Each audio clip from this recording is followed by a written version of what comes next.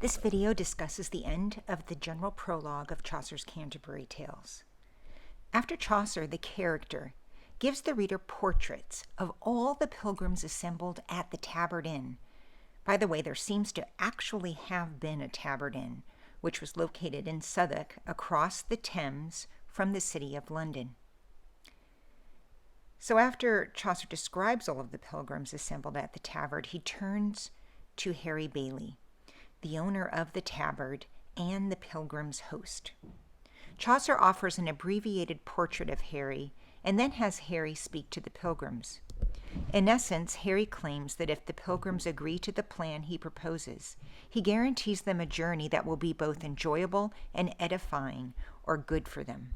The pilgrims go on to submit to Harry as their leader and agree to the tale-telling game, which involves each pilgrim telling 2 tales on their way to Canterbury and 2 tales on the way back.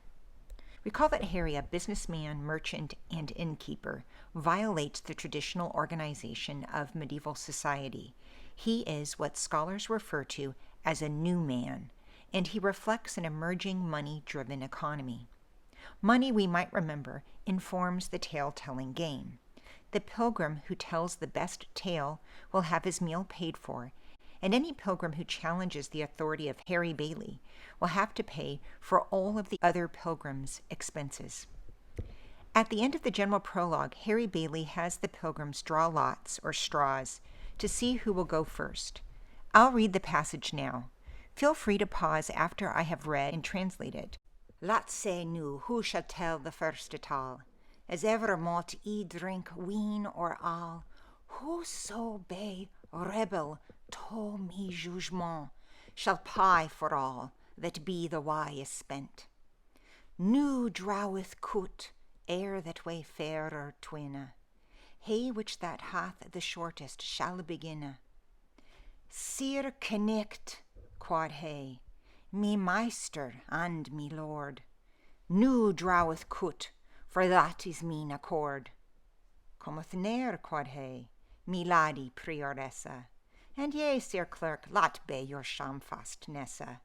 Ne studieth not, lay han to every man.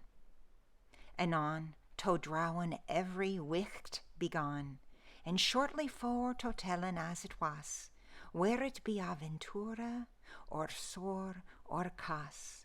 The soth is this, the coot fill to the knicht.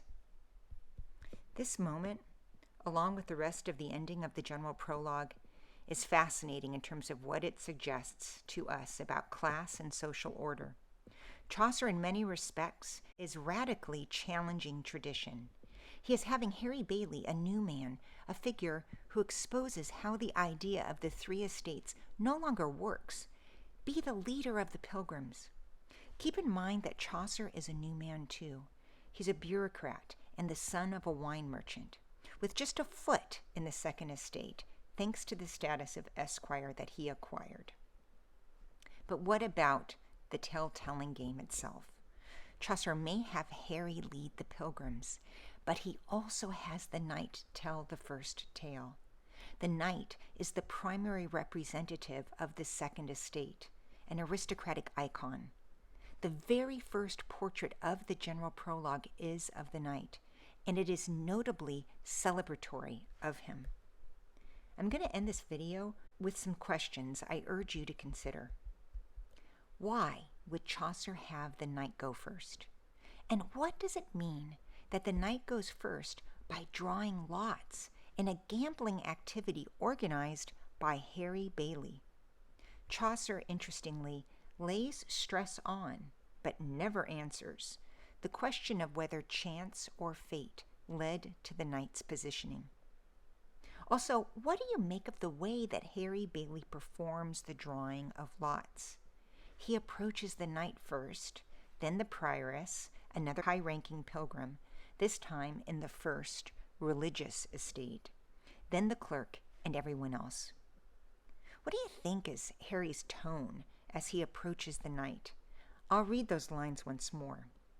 Sir knicht, quod he, me meister and me lord. Nu draweth coot, for that is mine accord. What do these final moves of the General Prologue suggest about Chaucer's attitude toward the second estate, toward the aristocracy? Feel free to follow up on these questions in discussion or to send me or your TA an email with your thoughts.